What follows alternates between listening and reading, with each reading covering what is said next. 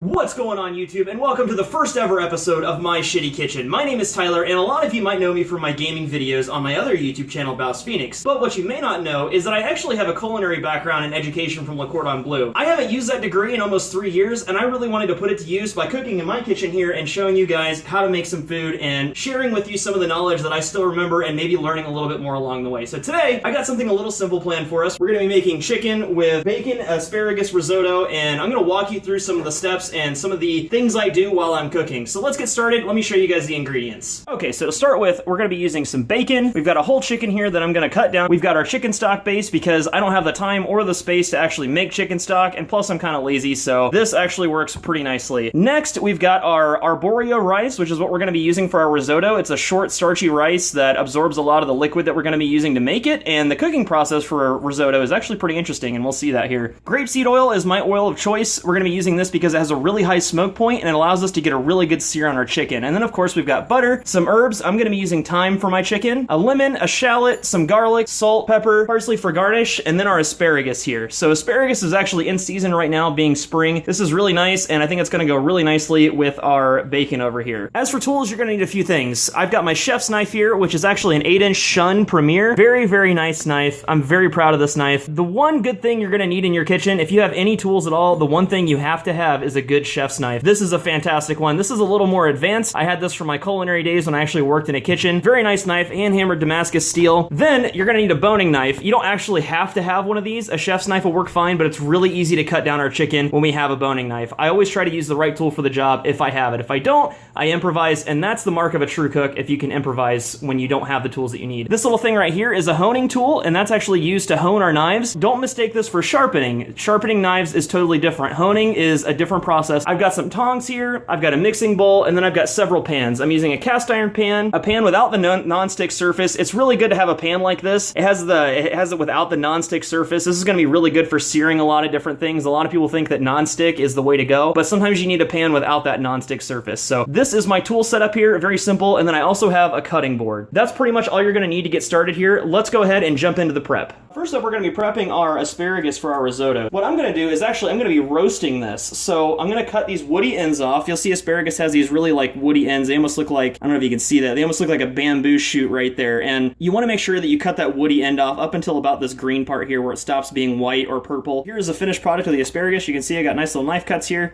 These are going to go right into our risotto, so we want them kind of to be bite-sized. These might actually be a little too big, but they're gonna cook down, they're gonna shrink in size because most of this is water. Here we have two members of the onion family. We have garlic and we have a shallot. These are both bulb vegetables. They both grow underground. Now to cut a shallot, there's a couple different ways. We're gonna be actually dicing ours. And to do that, you just take your knife and you make these horizontal cuts like this. I don't know my directions. You just try to go through as much of it as you can without actually cutting it off. You don't wanna cut it off the top. And then you're gonna make vertical ones. And I actually know what I'm talking about this time. This is definitely vertical. So you take it and you go right across the top like so. And then you notice that you made yourself a little grid system on here. And now all you gotta do is go across the top like this. So after that, we're gonna go ahead and prepare our garlic here. And there's a couple different ways to do this. The time-consuming way is to go ahead and peel off all this stuff until you get to the garlic underneath.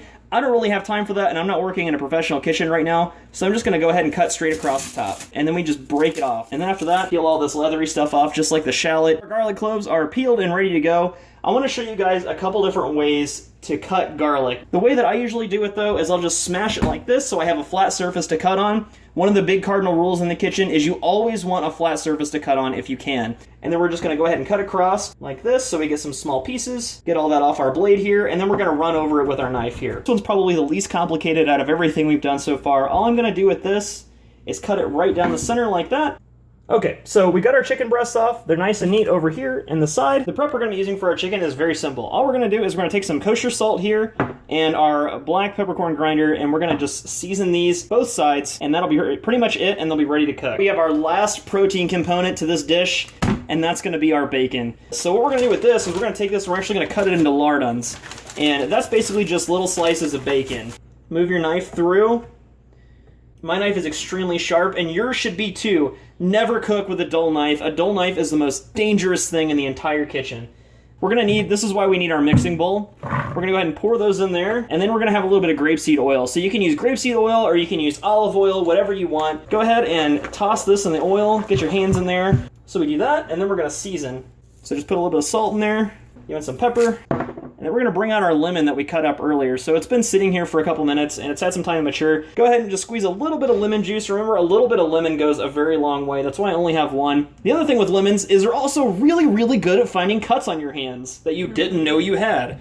So, yay for that. Put in our bacon here. I always foil my baking sheets because I don't like cleaning up all the junk on them.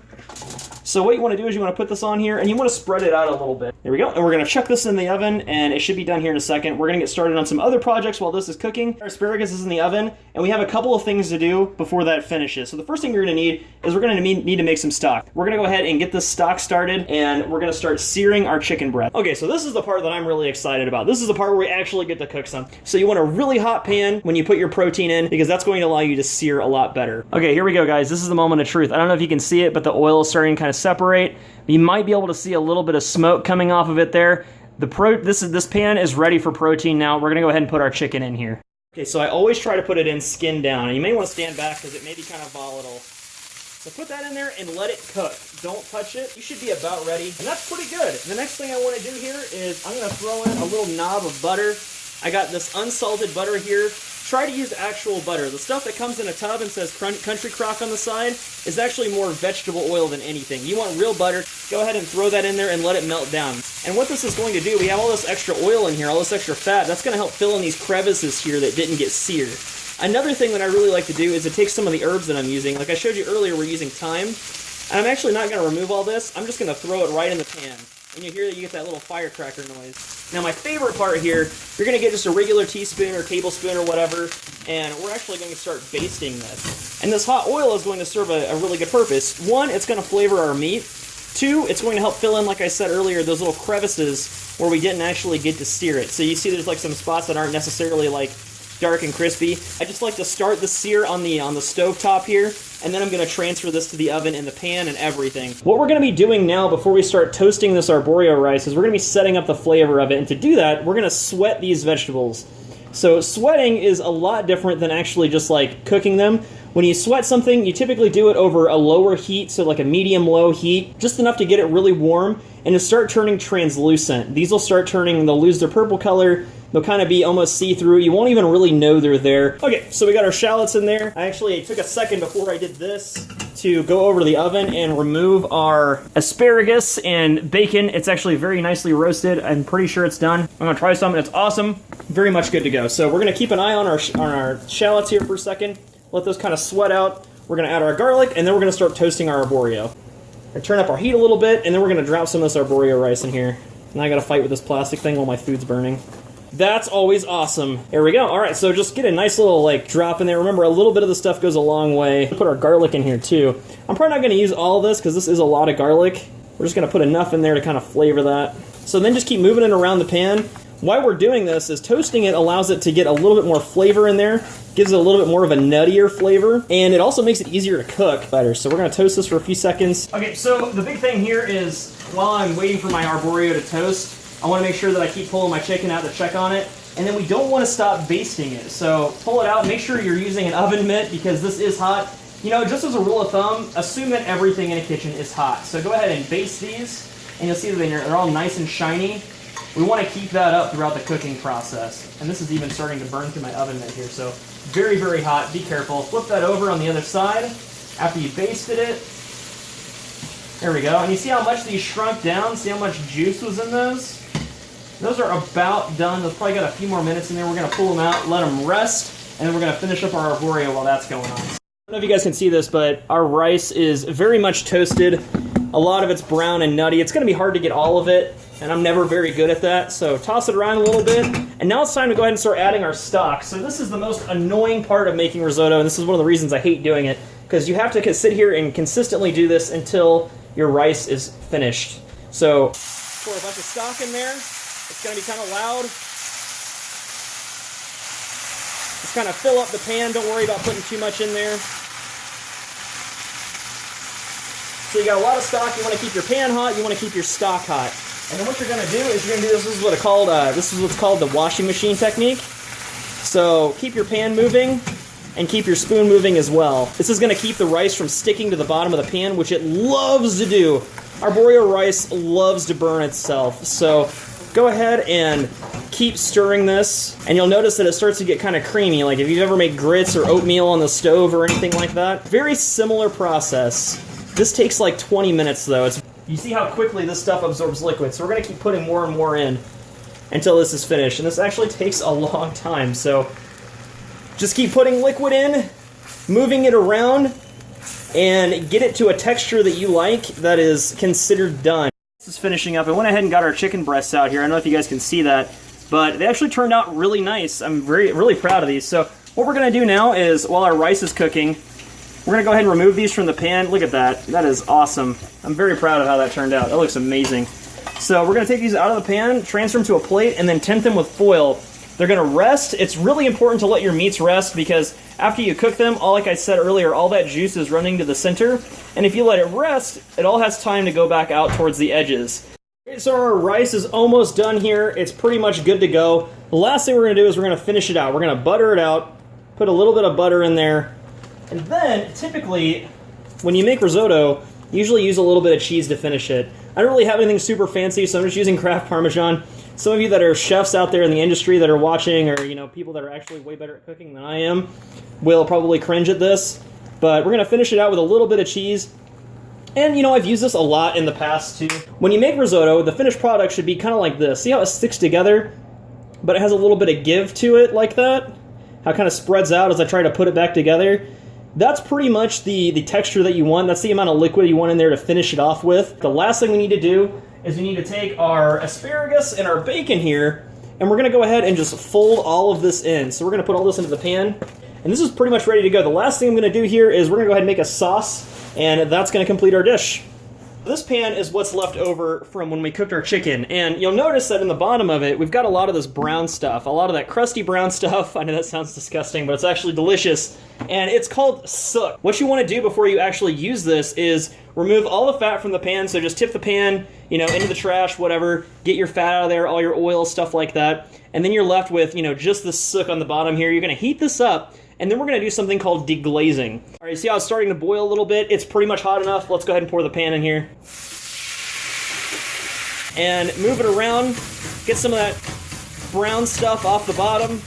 And eventually it'll start boiling down, and it'll get thick enough to where you can use it as a sauce, and it's not just some, soupy mess. So while our sauce is working, I've got one more thing to do before this dish is ready to plate. We want a little bit of a garnish. I'm going to use some parsley. Now, a lot of people don't like the way that it tastes, and I don't really care for it much either, but it's not terrible, and it also looks really nice on the plate. If you're using a parsley and you're using it to finish off your dish, the one thing you want to make sure you do is you chop it as close as you can to when you're going to use it. Because if it sits, it's just going to taste like lawn clippings. It's not really the best herb, but it does look really, really nice on a plate. It's nice and vibrant. It's green. It doesn't really have much of a flavor to it, so it's not going to really get in the way of any of the other flavors that you've created. And it's really nice to have here on the plate, so we're going to go ahead and use it. Okay, sauce is almost done. This part is really tricky. The last thing we're going to do is add some butter to it to finish it off. This is tough because you can end up breaking your sauce if you're not right on top of it. So I've got some room temperature butter, and the one thing you want to make sure you do is move this around. It's going to cause that butter to emulsify, and that's really important because if it doesn't emulsify, you get this oily, watery mess that's really gross. This sauce may not last very long, and you also want to take it off the heat. So you don't want any more heat on this than is already in the pan because it's going to cause your sauce to break. And you see how that's kind of thick? It's nice. We're going to drizzle that over our thing. Let's go over to the table, and we're going to plate this up. I haven't plated food in a long time, so we'll see how this turns out here. Now you notice I'm touching this a lot, and they say that the best food is a food like if the nicer your food looks, the more it's been touched. So this is going to be the base of our dish here. Okay, so we're going to take one of our chicken breasts. It's actually still hot. Notice again I'm touching it, and this is going to be our point of reference here. I'm going to sit this on top of that, move it around a little bit. We got our sauce. That's going to go over the top just like that. And notice how I'm not using the entire plate, and this looked kind of crappy from that angle. It looks really good from where I'm standing, but I'll show you guys here in a second. Notice how I'm not using the whole plate. When you're plating food, you want two things. You want height and you want negative space. Man, that looks so bad from that angle. Hang on, let me show you guys a different angle. I'm actually fairly proud of how this turned out. All right, and this is our finished product, guys. Okay, here is actually a better angle of what I was able to come up with for plating. I'm actually pretty proud of this. We got a nice shine, I got a nice sear on the meat there. I'm really excited to eat this. Now we see if it tastes as good as it looks.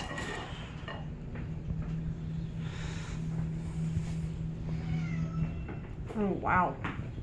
What does your face look like that? Is it bad? No, it's good. It's good? Oh my god, it's good. You're not lying to me, are you? No, I'm not lying. I haven't even gotten to try it yet. Oh my god. Is it good? How's the rice? Oh god. Is it good? So, kid tested, mother approved? Oh yes, definitely. Awesome. Okay guys, so that concludes this episode of My Shitty Kitchen. If you really enjoyed this and you want to see more of this kind of content, support the channel with a like and by subscribing. I really appreciate it. It super helps me out. Let me know if there's any dishes that you would like to see me try to cook. I know I'm sure I've got a lot of people out there that are multinational, and maybe I could try to learn some of your favorite dishes from your home country. So thank you guys for watching, and I will see you at the next video. Peace out.